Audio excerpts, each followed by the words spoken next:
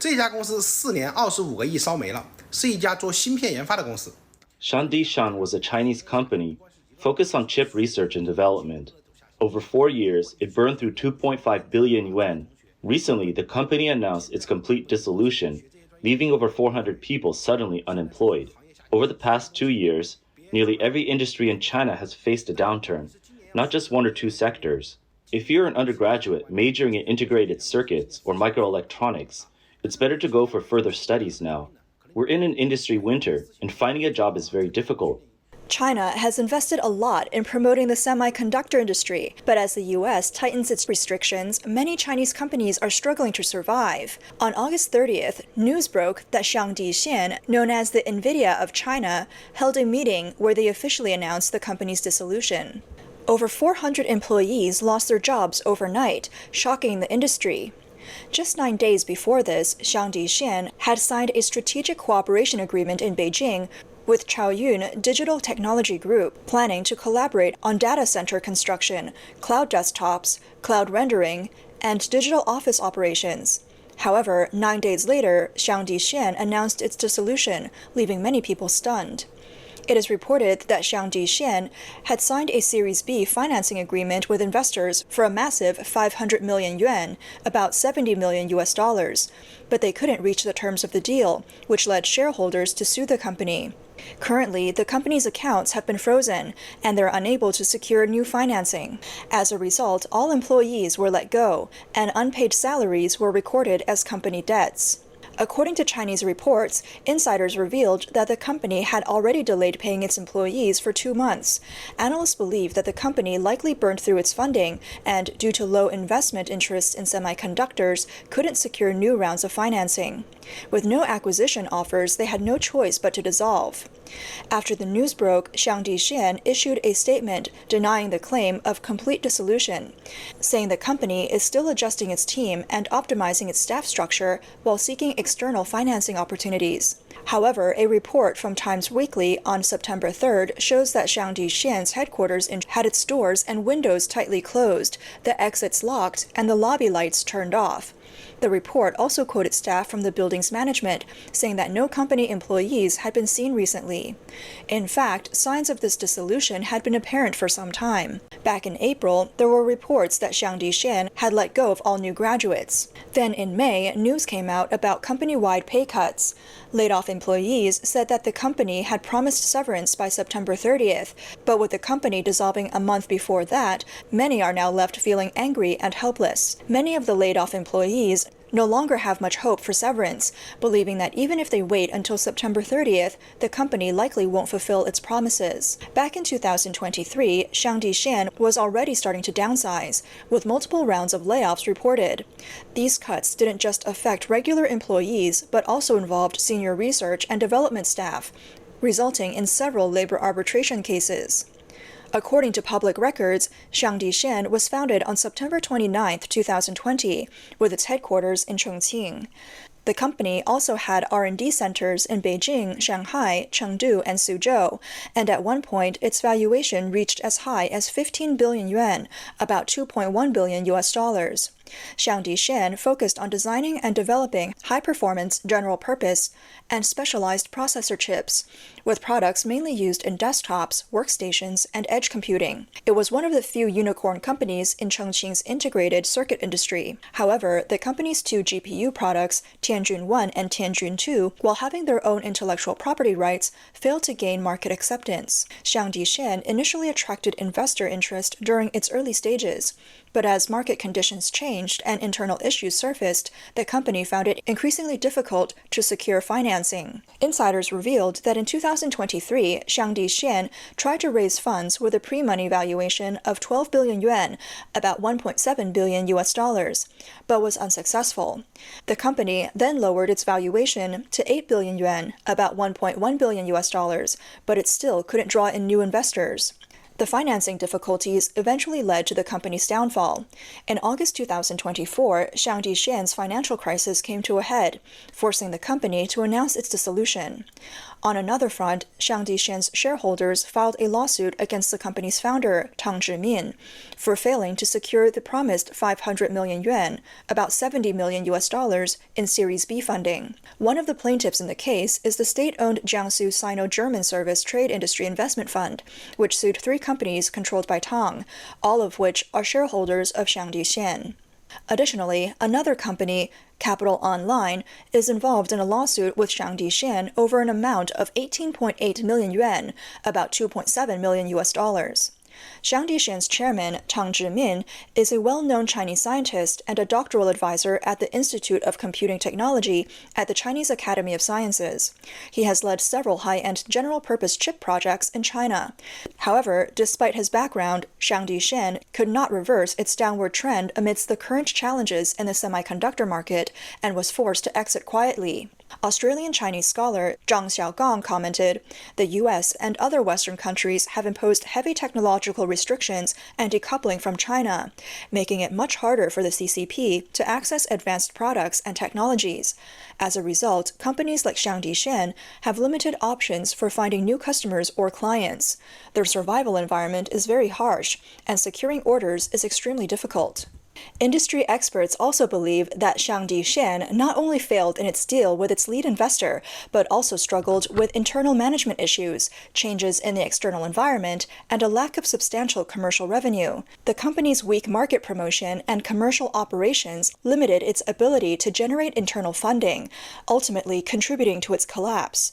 At the same time, Xiangdi Xian struggled to secure new funding due to the external environment, which prevented the company from continuing its research and speeding up commercialization. This ultimately led the company entering a dormant state and eventually dissolving, the result that many saw as inevitable.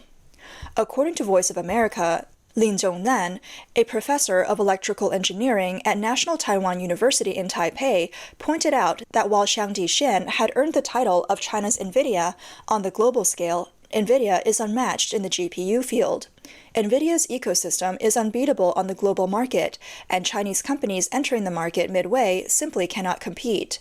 Lin explained that even if China's domestic companies managed to produce GPUs, they would struggle to find buyers due to the lack of an ecosystem.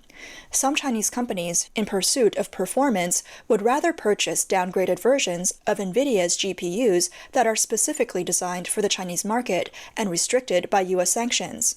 He added, "The production of these high-end chips requires the advanced manufacturing processes of TSMC. Whether Xiangdi Xian could actually release a product is still uncertain, and given that it was just a startup, its restructuring or closure doesn't come as much of a surprise." Unfortunately, Xiangdi Xian isn't the only piece of bad news for China's semiconductor industry. On August 29th, Bloomberg cited insiders reporting that the Dutch government is planning to restrict ASML's ability to service semiconductor equipment exported to China. If true, some of China's chip production equipment could face operational difficulties as early as next year. The report stated that China has not yet developed its own advanced lithography machines, and much of the equipment it purchases from ASML is not the most advanced. If ASML stops providing maintenance services, China's chip production could see a sharp decline, and breaking through in the field of advanced chips could become increasingly difficult. In addition to this, on September 5th, the United States announced tighter export controls on key technologies like quantum computing and semiconductor manufacturing equipment to prevent rivals, including China, from acquiring them. The U.S. Department of Commerce stated that it is imposing global restrictions on certain products needed for quantum computing and the production of advanced semiconductors, with exceptions for countries like Japan that have taken similar measures. In a statement, the Department of Commerce said, "As critical technologies with military applications continue to emerge and evolve, there is an increased need to regulate their movement to ensure these items are not used for purposes contrary to U.S. national security or foreign policy. In recent years, Washington has rolled out restrictions on exporting advanced chips to China, including chips used for AI development. Last August, U.S. President Joe Biden issued an executive order aiming at limiting U.S. investments in sensitive high-tech sectors like quantum computing in China. Alan Estevez, the Undersecretary of Commerce for Industry and Security, remarked, "Aligning our controls on quantum and other advanced technologies makes it significantly more difficult for our adversaries to develop and deploy these technologies in ways that threaten our collective security." The U.S. Department of Commerce added that several like-minded countries have already announced or implemented new national export controls related to quantum computing and advanced semiconductor manufacturing. More countries are expected to follow soon. Before the final rules are issued, there will be a 60-day public comment period. Other products affected by new regulations include technologies used to develop high-performance computing chips for supercomputers. Advanced technologies like semiconductors have long been a hot point of competition between the U.S. and China. Both nations vie for control over chip-making technologies and materials. Earlier, both the Netherlands and Japan joined the U.S. in imposing certain export restrictions on advanced chip-making equipment aimed at preventing China from acquiring sensitive components for cutting-edge technologies such as AI and advanced weapons. In an interview with Voice of America, Huang Jingrong, an associate professor of economics at Malaysia's Tunku Abdul Rahman University, noted that the case of Xiangdi Xian highlights the effectiveness of U.S. tech sanctions in curbing the development and funding of Chinese companies working on high-end chips. Huang explained that the U.S. has banned domestic venture capital from investing in Chinese AI companies. Even Chinese investors are now avoiding domestic high-end chip manufacturers, as their export channels have been clearly blocked by the West, making profitability unlikely and increasing the risk of financial crises. The U.S.-China tech war has dealt a heavy blow to China's semiconductor industry, which aims to compete with global leaders. In an effort to support the industry, China's National Integrated Circuit Industry Investment Fund, Phase 3, was established on May 24 this year, with a registered capital of 344 billion yuan, approximately $48.5 billion US. The third phase of the fund surpasses its predecessors and is China's largest semiconductor investment fund to date. Its biggest shareholder is the Ministry of Finance, holding 17%, followed by a subsidiary of the state-owned China Development Bank, which holds 10%, and an investment firm under the Shanghai Municipal Government, with 9%. This big fund, established in 2014, has played a crucial role in supporting China's semiconductor supply chain. However, challenges remain. According to The Economist, China's chip industry faced difficulties from the start. One of the first domestic chips produced in 2003 was later revealed to be a U.S. chip. Promises of state aid led to rapid expansion in the sector, possibly too rapid. In 2020 alone, China registered around 22,000 new chip companies. That same year, a company in Hubei province collapsed after receiving millions in local subsidies. In 2023, Tsinghua Uni Group, a major state-owned chip manufacturer, had to undergo restructuring due to financial troubles. It's believed that its former leader is under investigation. Additionally, major smartphone brand Oppo dissolved its chip division, Zeku, leaving thousands of high-tech employees jobless. Reports show that by 2023, over 10,900 chip-related companies in China had either deregistered or had their business licenses revoked, with an average of nearly 30 chip companies disappearing daily. The China Semiconductor Industry Association reported that by 2023, China had 3,243 chip design companies, more than half of which had annual revenues of less than 10 million yuan, approximately $1.41 million US. Without the ability to generate substantial revenue, many of these companies are unlikely to survive in a highly competitive market. The association noted that in recent years, a surge in chip startups has been accompanied by false advertising and a lack of technical expertise. Investors' enthusiasm and tendency to tell stories in the chip industry have also planted the seeds for future shakeouts. Some companies exist solely for fundraising, lacking true technological innovation and viable business models. China's efforts to foster the chip industry with state capital have helped some companies grow, but they have also led to corruption.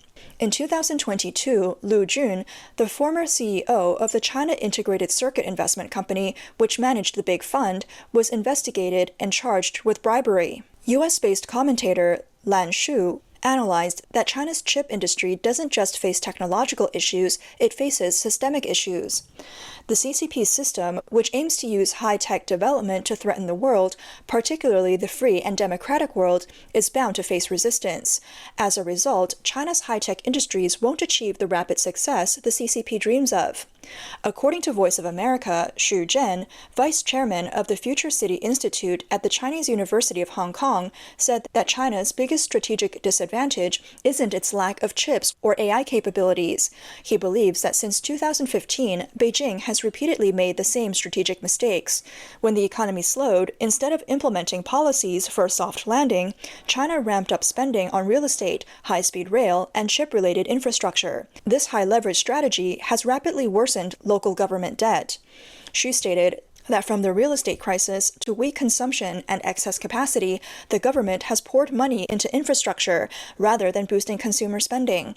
He pointed out that for China to achieve a soft economic landing in the short term and then proceed with long-term reforms and to raise wages, stable U.S.-China relations would be necessary, but this seems increasingly unlikely. Xu further noted that even as China calls for breakthroughs in high-tech sectors like semiconductors, the domestic market hasn't been established, and exports to North America and Western Europe have been blocked. This makes it difficult for China's grand ambitions to move forward.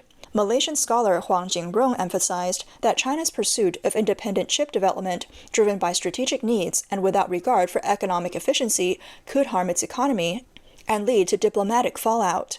Huang explained that China's habit of dumping excess capacity at low prices has already caused suffering in Western markets, a phenomenon known as China Shock 1.0. Western countries have responded with measures like tariffs. In what Huang called China Shock 2.0, China now targets developing countries as major export markets. But if this pattern continues, China could alienate its remaining diplomatic allies. He warned that China's external dumping harms other countries' markets and industries, and it could eventually lead to China being shut out of international markets. Domestically, the CCP's long-term focus on strategic industries like chips at the expense of domestic demand may come back to haunt its economy within the next 2 years. Furthermore, with international pressure mounting, Chinese tech companies are increasingly limited to serving the domestic market, which could gradually erode their global competitiveness.